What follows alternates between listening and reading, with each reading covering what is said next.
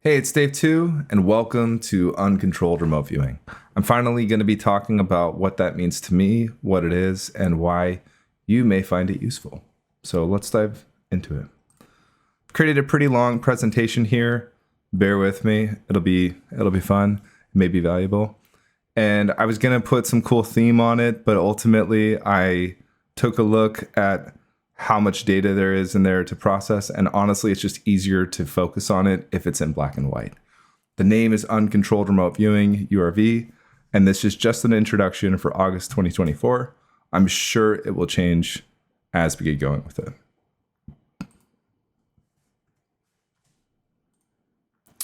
So first off, we need to define what remote viewing is. And where the name Uncontrolled came from was actually, I was reading The Seventh Sense by Lynn Buchanan, and he had a definition for remote viewing that used the terms controlled and uncontrolled. I'll just go ahead and read it. Remote viewing, the action taken by a remote viewer. If that sounds like a vague definition, it is. Such is the present state of the parapsychological world. Remote viewing, presently a generic catchphrase, which can mean almost anything dealing with parapsychology, therefore causes much confusion. When a person claims to be a remote viewer, it does not signify that he or she is a controlled remote viewer. In fact, it signifies only that the person is a practitioner of some undefined parapsychological method, often self-devised and completely uncontrolled. Nearly everything that I do is some undefined parapsychological method, often self-devised. So rather than debate the terminology, I just figured, you know what, I'll roll with it. I kind of like it because it's a little punk rock, uncontrolled. So it is a little bit of a play on words with this, with CRV too. And yeah, it's just been good fun. Now we need to define, everybody's going to have a different definition of remote viewing. No matter who you ask, they'll give you something slightly different. So this is just my personal definition of what remote viewing is. For me, remote viewing is a protocol, which is a set of rules or guidelines. Those rules and guidelines are for the execution of psychic functioning under blind conditions. Blind conditions are when the viewer does not know any aspects of the tasking. Depending on who you talk to, they may or may not agree with the concept of front-loading, which we'll get into. Publicly, the focus on the remote viewing protocol is for proving psi, and remote viewing as like a practice. Operationally, though, in the past, it was used for data extraction through psychic means. We know from all the documentation that sometimes they did have front-loading or full front-loading. The emphasis is on the methodologies that are used within the protocol. That's CRV, technical remote viewing, SRV, TDS systems, HRVG. Those are the methodologies. Now, some of the methodologies, technically you'd use any tool within the protocol as long as you're blind. You could use tarot or channeling or any of these psychic means, but as we know in the field, it really comes down to it's got to be these specific methodologies. Otherwise, people start to not believe it. So how does it differ from what I'm calling uncontrolled remote viewing? What is uncontrolled remote viewing? Let's just give it a quick definition. It's also a protocol. I would call it an alternative protocol to remote viewing, which is a set of rules or guidelines. Those rules or guidelines are for the execution of psychic functioning under documented conditions. RV was blind conditions. This is documented conditions. The viewer may or may not know any or all aspects of the tasking. Instead of debating, is this remote viewing? It focuses on documenting all psychic data extraction conditions and behaviors. Oftentimes with remote viewing, it's been requiring feedback to know if remote viewing occurred. We're not even going to debate that. We're just going to say, document the conditions in which you log this, and we can continue. The focus here is on expanding psychic capabilities, and operationally, it's about data extraction through psychic means. Comparison of the protocols. In remote viewing, the focus is on blind. That's the gold standard. In uncontrolled RV, it can be blind to unblind. It's a spectrum. In remote viewing, it's intended to be scientific. In uncontrolled RV, it's scientific to spiritual, the full spectrum. In RV, it should be provable. Everything that you do ideally should have some sort of chain of custody to it. And in uncontrolled RV can be provable, the same thing, all the way to experiential, where the only people who are going to benefit from it are the people who are in the room, or just yourself. Remote viewing is usually considered a serious practice. Everybody takes it very seriously. And in uncontrolled RV, it can be silly, such as wearing a Cat Taco Space t-shirt, all the way to the same serious level of remote viewing that is blind, scientific, provable, and serious. It would probably better be called spectrum remote viewing because each of these is trying to expand it to the full spectrum of psychic capabilities. But as we know, SRVs are already taken by scientific remote viewing. So then really we're saying full spectrum remote viewing, FSRV, but I'm pretty sure that's David Powell's thing. He already took that, so that's also taken. And uncontrolled it is for now, but I would like to get a better name. The key point is document your conditions. That's the main thing. New scales and identifiers. The SRI 7-point confidence ranking scale, also known as the TARC scale, is a widely used instrument for evaluating remote viewing sessions. That's from the Centerlane project. I love the TARC scale. I love using it. I love categorizing my sessions between not a hit to TARC 7, and I find it very useful in my databasing. These types of scales, as I just mentioned, are useful for categorizing, but they're also useful for communicating. It's a way to quickly communicate some sort of quantifiable thing about the psychic event that just occurred, and it allows it to be quickly comparable. We know the difference between a 3 and a 4. We know the difference between a 3 and a 5. Those are just very easy things that we can communicate. URV is going to introduce new scales that can add additional clarity here. So we're going to get to front loading. Here it is. Front loading is the act of unblinding the viewer to one or more aspects of the target. To further understand where this is going, I'm introducing what I call the F scale, the front loading scale.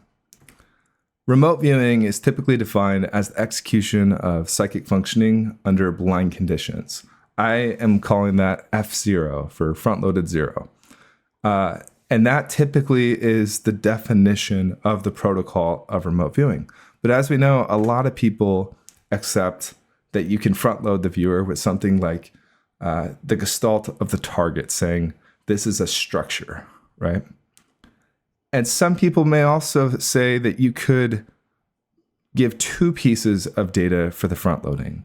One aspect of the tasking would be F1. If they know 2 aspects, I'm calling it F2 because technically that is a different level. The example would be, now I have a structure in the 20th century. That's 2 things about it. And yet they could still front load them even a little bit more. What if you said a structure in the 20th century in Europe? Or a structure in the 20th century in Europe at night on this day. There's so much that you could do, and that is different than just saying it's a structure. There's different amounts of front loading. So I've given 3 different levels here to quantify that amount. And still yet, a lot of people will use what I would call F4 when they do predictive news sessions. I don't know if everybody knows, but when I do it and many people do it, I'm putting F4 on my news sessions. I know that I'm going to hit the next month's news. I'm sitting down, I know the tasking, but technically I'm blind to the target because it's yet to happen in the future and it may never happen. So I can know all aspects of the tasking, but I can't get feedback on it. So the only thing really that's left out is this final level that is that the viewer knows the tasking and is going and viewing the target in unblind conditions. That's the only thing that's technically not accepted at some level. And it's a bit like a political debate here where somebody accepts it. Some people are hardcore in remote viewing. They say F0 is the only thing that I want. Others fall somewhere else on the spectrum. I fall in the full spectrum. I just want to know, what conditions did you perform this under? And I think using this to document on people's sessions would allow them to communicate that. So uncontrolled remote viewing is the full spectrum. It's everything from A to Z, from F0 to F5. Just tell me what you did. And we'll call it uncontrolled remote viewing for now. And like I said, is this any different, or is it just remote viewing? I don't want to like take the name, or I'm not trying to change everybody's conception of remote viewing. So that's why I'm willing to seed the ground and do that. But maybe I'm planting a seed here. Maybe this will spark some change long term. That's just the scale, in case anybody want to take a screenshot. If you go back to that scale, actually, it says knows one aspect of the tasking. So I'm going to dive into what an aspect really means. I just mentioned gestalts and a couple other things. Aspects are things that the remote viewer could be front loaded with before or during a remote viewing session. I used ChatGPT 4.0 to generate this. We got gestalts. There's categories. So if I knew that I was doing a woo-woo event, let's say I'm doing a group-based target for somebody that only does woo stuff, paranormal things, the purpose behind it could be scientific research. It could be entertainment. I could be doing a body scan or a missing persons part. The temporal aspects, when that occurred, sensory impressions. I think there were some things in a practice target recently where we were supposed to pick up on sensory stuff, and that was in the front loading for it.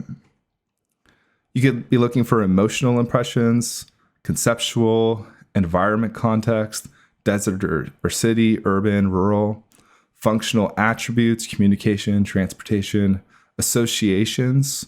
This will all be in a PDF that you can download too. It'd be too much to read all this. Psychological elements, strategic thinking, emotional conflict, energy fields, spatial relationships, movements and dynamics. There's really a lot of things that you could get front loaded on.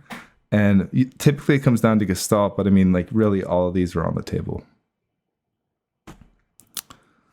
Next up, monitors. So monitors assist the viewer in performing a remote viewing session. They can offload their conscious tasks from the viewer to allow the viewer to focus on the data stream. Monitors should not lead the viewer, they should only assist. Ideally, monitors should also be blind to the target, F0, and that would be a condition that we call double blind. Taskers monitoring a session is common, or I think I didn't fully... Oh yeah, taskers monitoring a session is frowned upon, but this is often the case. The person who tasks the person is also the person that monitors it. In our audio recorded sessions that we've done, a lot of the monitor is the tasker. So frowned upon, but it happens. So how do we document and communicate that? That's important. We can take that same F scale and we can toss it over here to the monitor scale. M0 through M5, exact same scale, just replacing the word monitor with, or viewer with monitor. Now is a fun one, guides. I said we were doing the full spectrum here with uncontrolled remote viewing. Guides are the opposite end of the spectrum to monitors. Guides can be fully blind F0 or front-loaded F1 through F4, or they can be unblind F5. Guides are usually going to be unblind F5. Guides' purposes are to actually lead the viewer. Monitors shouldn't lead. Guides lead the viewer to and around the target site. This is pretty revolutionary. Guides can act as a beacon for the viewer to follow. Down below, Jeff Jones, I'll talk about him in a minute, but he has this awesome thing that he does where he says, I'm standing here like in a hallway or something. Follow me, open the door, describe. So while he is front loading me and he's leading me, he leads me into an experience where I am fully blind still. and I have to use my perception in order to describe it. And that is what this guide is. I'm giving him full credit. It's incredible and it's fun to experience. Guides may also view the target, which we'll get into group remote viewing. So both the viewer that they are guiding and the guide can both sit there and experience the target at the same time. They can be a viewer.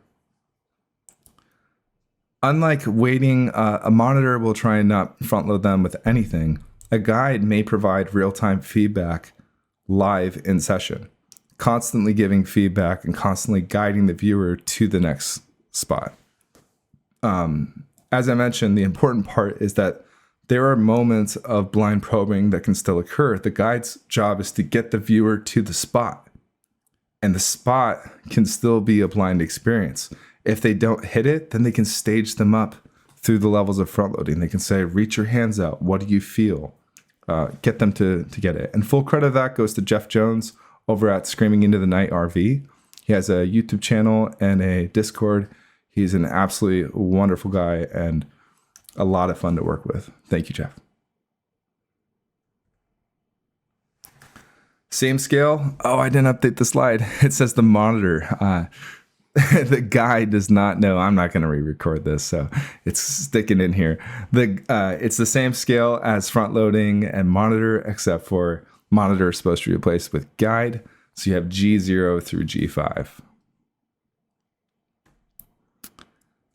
Another thing that you could document in here is feedback availability.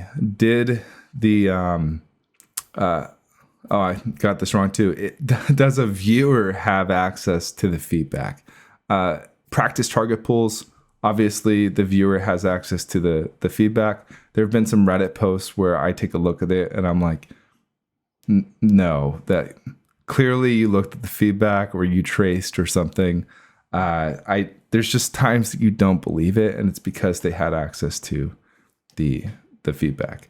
There could be project platforms with on-demand feedback, where, for instance, like you're working in a group and they post the feedback for the targets that you can just get it. Trainers sometimes will do that. I did that when I was getting trained. Is sometimes it'd be like, hey, when you're ready for feedback, here's the file. And it works on a trust-based system where, you're not, I document that in my reputational feedback video.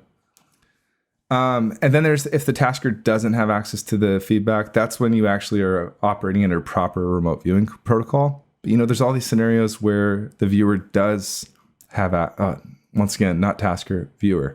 This is my first time running through this, by the way. I'm just doing it live. There's the viewer is going to have access to it. So the question is having the envelope. Originally, they put an envelope on the desk. Technically, you have the feedback. Does that mean that the target's available to you or unavailable? Right? I don't know.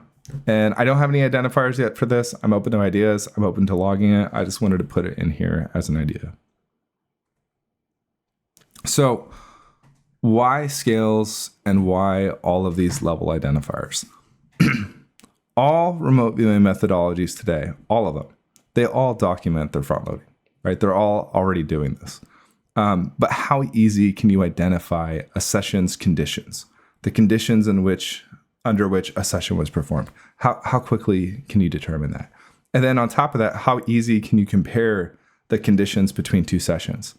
If somebody's using the TARC scale, I can very quickly say, this is a TARC 7, this is a TARC 1. I know the difference between the quality of the remote viewing data because the people who are logging the data took the post-processing to categorize it.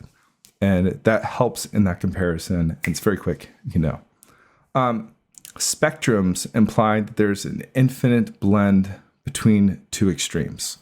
And when we categorize, it's taking that infinite spectrum and putting it into a finite number of comparable terms, which makes it adds clarity so that we can measure the placement of conditions within the spectrum. So we're injecting clarity with these categorization terms. Identifiers are shorthand, and shorthand allows it to be quickly identifiable. Any other remote viewing methodology or database system can leverage this. It doesn't have to just be URV. Anybody can pick up these skills if you find it useful. Some examples. So if you just put F0, that would mean that the viewer performed a session solo and that they were blind to the target.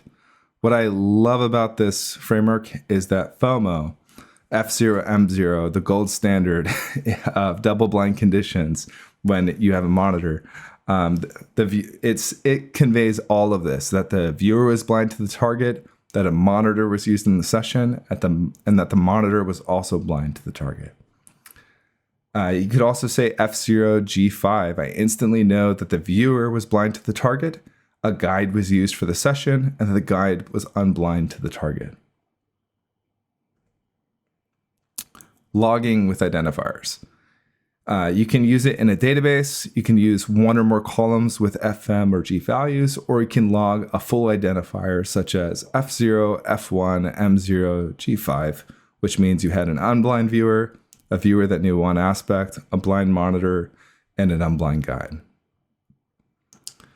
You can use it in file names. That's kind of what I want because I have hundreds of files of sessions. I don't know the conditions of them. If I'm looking at a debrief file, I don't know it right off the top. Just having these simple identifiers can tell me everything about the condition of how it was performed just based off of that. And content titles. So I'm using it in my YouTube videos today. Everything is just F0, I think F4 or F5 at the moment, but I'm expecting it to get much larger.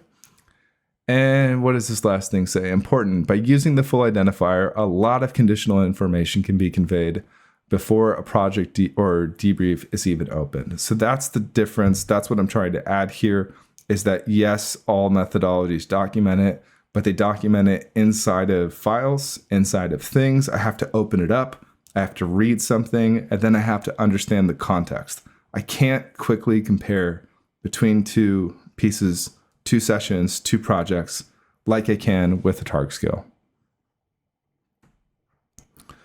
Other uses for this stuff. You can stage up front loading during a session to facilitate more data. There is a session on the lottery that I gave to somebody. They target 7'd it. They AOL'd the lottery, and then I waited for the data to completely dry up. And then I asked them after they quit to say, can you please stage 5 deconstruct why you thought it was the lottery? Because I knew that as a monitor and the tasker, I was leading them into that. So I waited for everything to go, but I still wanted to see if they could extract anything else. And for people who care about the difference, having that marker saying like, we're going from F0 to now I am leading them where technically F1, probably that I've led them to it. You can separate those two parts of the session with that marker identifier. If you are on paper, you can write it. If you're in audio or visual, you can say it. That shows up on my transcripts now. So then I can actually separate the session into different parts. This was brought up by someone else. It's useful for quantifying the amount of front loading for training. Most viewers are going to start training in F0 or, another typo. I should have reviewed this before I did it. Viewers are going to start training in F0 blind conditions, not unblind. And having this quantifiable framework empowers both the trainer and the student to step up training into additional levels of front loading from blind to unblind conditions. So a trainer who wants to start introducing front loading, and everybody that's trained in front loading knows that as soon as you know it's a structure, your mind goes wild. So unless you go and you put yourself in that condition, you're never going to quiet your mind and really learn the difference between that. Front loading and training in front loading builds that discernment that when you hear it's a structure, you don't instantly just start guessing because you've been in this scenario before. And having those different stages there means that you can start training in F1, then you can start training in F2, then you can start training in F3, and you're working your way up, building that skill. Now is the fun part, group viewing. This is where things get really uncontrolled. Guides opens up the concept of group viewing. I mean, technically you could do group viewing with just all unblind viewers, but like the guide stuff that Jeff is doing with a group is really fun. This is 2 or more viewers actively hitting a target together. There can be periods of quiet work where viewers work blind on aspects of the target. So, they sit there for a couple minutes. You've gotten into an area of the target. Everybody goes and explores it at once. Then you share your feedback. Or it could be active data sharing and feedback between the viewers live. So as I get a piece of data, I say it. As someone else gets a piece of data, they say it. Technically, we are polluting each other. But does that really matter? Wow, I didn't finish the slide. Can't have guides. I did a really bad job on this presentation. And something that we've noticed, and I noticed this before working in those group sessions, is that when we were doing Cowboys on the Discord server, the more people that were there was some sort of like effect that was produced. And David Varick was the first one that I heard talk about this. And he has a video on Rumble that I linked here. And he calls it the boost. I might be butchering what he was talking about, but the intent of the other people present at the time of a viewing has this effect on the rest of the viewers. And Jeff Jones over at Screaming to the RV, who I keep mentioning, we're experiencing the same thing over there, where there's this weird sensation that starts to build and roll with. So in uncontrolled remote viewing, you're given the permission to go do this. It's not off the table. It's not something bad. It's just something that you can go document, do, and explore. A lot of fun. Some group viewing examples and how you can document it. If I see F0, F0, F0, I instantly know that there were 3 viewers actively hitting the target and all the viewers were blind to the target. If I see F0, F0, M0, I know that 2 viewers are actively hitting the target and are blind, and 1 monitor was used that is also blind. If I see F0, F0, F1, F4, G5, 4 viewers are hitting the target, 1 guide was used who may also be viewing the target. The guide is unblind and knows the target. 2 of the viewers are fully blind, F0. 1 of the viewer knows the tasking, F4, but doesn't know the end target. And there's an additional viewer here who knows 1 aspect of the tasking. Witnesses. So I mentioned people who are present. What if they're not participating in the session? So participants of a session are involved in the viewing process. These are viewers, monitors, and guides. Witnesses is what I'm calling it, or watchers, are non-participants who are present at the time of viewing. Witnesses do not interact with the participants during the session, so maybe this is one of the things that is controlled. And the theory here is that witnesses may have an effect on the group boost. We need the same scale, W0 through W5. There have been times where we're sitting in a Discord, somebody's viewing something, we're listening to them viewing, and then behind the scenes, somebody shares with us the tasking. So while I listen, I know what it is that they're doing. And so technically I would be a witness who knows the tasking, W5. Other times, I don't know what it is, W0, or we just get the same front loading that the viewer was given. Here's some further shorthand that you can use to log multiplicity. I would use an X to denote the condition, a condition's number of times that it was present at the time of the viewing. So if you had 5 blind viewers, you could do F0 X5, so like F0 times 5, or F0 times 2, M5, 2 blind viewers and 1 unblind monitor, F0 times 5, W0 times 47, W5 times 2, G5 times 12, 5 blind viewers, 47 blind witnesses, 2 unblind witnesses, and 2 unblind guides. That'd be a really big group session. But see how much data can be compressed into such a little identifier that you can parse and read. Also, for feedback here, I'm a programmer, so I mean that's just bread and butter. If it looks confusing, my bad. But F0 times 5 isn't too confusing, and it is good shorthand. Another thing that we could document is self-tasking. Many viewers work solo and they self-task with a large randomized pool of targets. I'm not doing that yet, but I am building up my log of tasking files, and I do expect to start. I'm going to write a little script that will randomize and give me something from my pool so that I really don't know what I'm getting, but I will technically know it. My suggested prefix for documenting this is a prefix of S for self-task. An F0 would be the viewer is blind to the target, and the assumption is that someone else tasked them. And SF0 is that the viewer was blind to the target at the time of the viewing, but they self-tasked them. I do think there's a difference here that's important, because I do think that part of the remote viewing community does not accept self-tasks because they knew it. They think that there's some sort of issue with it.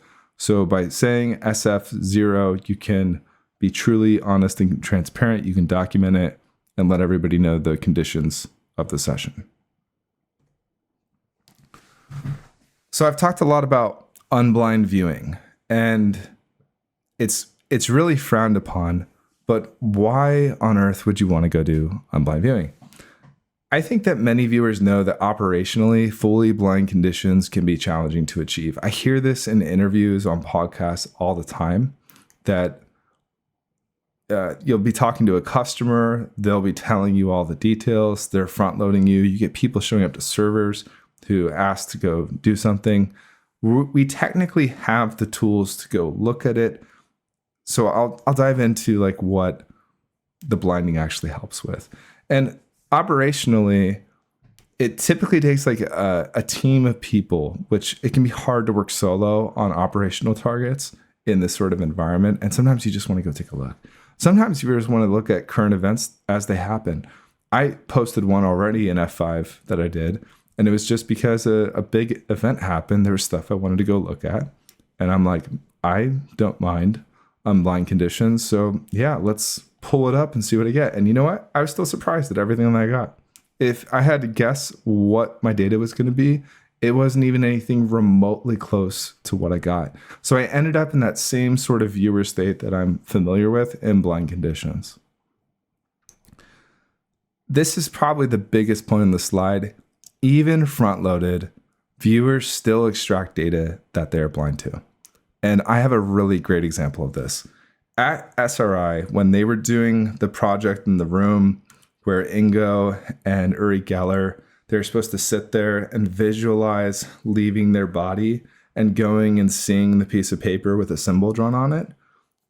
Sure, they know the room that they're in and they can imagine it and not perceive it. But if they were leaving their body, they would be seeing the room with another set of senses. And sure, that can't be verified. But the piece that they couldn't possibly know is the symbol there. It's like the guide scenario, right? Sure, I guided you through something that you could imagine, but there still is something that's blind, the symbol on the piece of paper that's impossible for me to know. So even when I'm viewing something front-loaded, I can still extract data under blind conditions. And I think that's the real key here.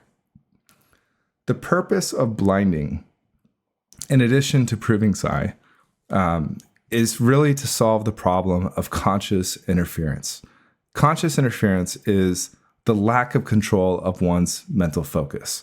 It's a problem of viewer discernment. My inability to focus on the target, to block out my imagination, and only accept the data stream, or to understand the difference when I get imaginative data versus when I get remote data. That's a discernment problem. So whether it's real or potential, the potential of proving psi by eliminating conscious interference potential, that's really the intent of it. So when you have control and you have discernment, technically, blinding isn't needed at all. And I would say most of us aren't even close to doing that. Most of us have a lot of conscious interference. Most of us are working on and building discernment. But I actually think that doing this could allow us to build discernment. I feel like I have better discernment now after viewing some targets on blind. Another thing I want to mention here is that I think there's a lot of potential for rapid Gestalt signature learning when you're going through and you're learning the initial feel of a target. There's a feel to liquids. There's a feel to structure. There's a feel to movement, to concepts, right? And if this is from Robert Bruce's stuff, which I've talked about before, and in his out-of-body experience stuff from Master Dynamics, he has you place your focus outside of your body, and then you go over to like the wall and you touch it with your mental faculties. And then you're supposed to go up to the thing and touch it. And after you start to learn to do this, you do it with everything. So, you see something, you think about what it feels like, you move that focus over to it, and then you can go get your feedback instantly. So it's kind of like that. I'm learning what something feels like. I can rapidly go through all of the gestalts without having to play charades. If you think about remote viewing, and especially in what I do, visual remote viewing, it's a little bit like trying to figure out everything that's in a room and name it or describe it. When the lights are off, it's fully pitch black and I have to go around and feel. It'd be a lot easier if you knew what things were when they felt like that. After I started learning remote viewing, I was going up to everything and like with my hand, feeling it. You really start to relearn all of your senses. You start smelling. You smell food, you go outside, you take a whiff, you taste things, because in order to understand what it is under blind conditions when you're playing charades, you really have to know what it is when it's unblind. That's why I started paying attention in reality. So I think gestaltic signature learning under unblind conditions could be really important. Open questions. I think the biggest question that I have is, how does front loading affect a viewer's long-term blind viewing ability? My theory, as I just mentioned from the gestaltic energetic signatures, is that when you learn them more quickly, it's actually going to improve your ability to understand what you're hitting in blind conditions. You'll be like, oh, that is a structure. That is this because I've connected to it before and I know what it feels like. A bunch of these other questions are around the group viewing. Do witnesses affect the boost? How do various levels of front loading from witnesses affect the boost? Do unfocused witnesses affect the boost negatively? And I'm sure there's a lot more questions, so let's go explore it. It's kind of a recap now. So to recap, what is uncontrolled remote viewing? To me, it is an alternative protocol for remote viewing. It's focused on documenting conditions of psychic data extraction events with an emphasis on honesty and transparency. It allows for the full spectrum of remote viewing conditions. Most importantly, it's a mindset. It is... it's the permission to go explore. So when we were talking about the cowboy stuff, we've been using cowboy simultaneously as both a protocol and a mindset. Here, what I'm saying is kind of the exact same thing. It's a protocol and a mindset. And the mindset is a spectrum. You should go explore the whole spectrum, or you don't have to, right? But it's at least knowing that the spectrum is there. And it's frowned upon to go out and do unblind viewing, or front loading can be seen as frowned upon. Group viewing may not be. Leading the viewer may not be. If you ever needed permission to go do that, this is your permission to go explore. This is the framework that you can operate in, and you're fully allowed to go do that. Any remote viewing methodology today, or any psychic tool, you could pull out your tarot cards and do this. All of them can use these principles. It's not just specific to URV.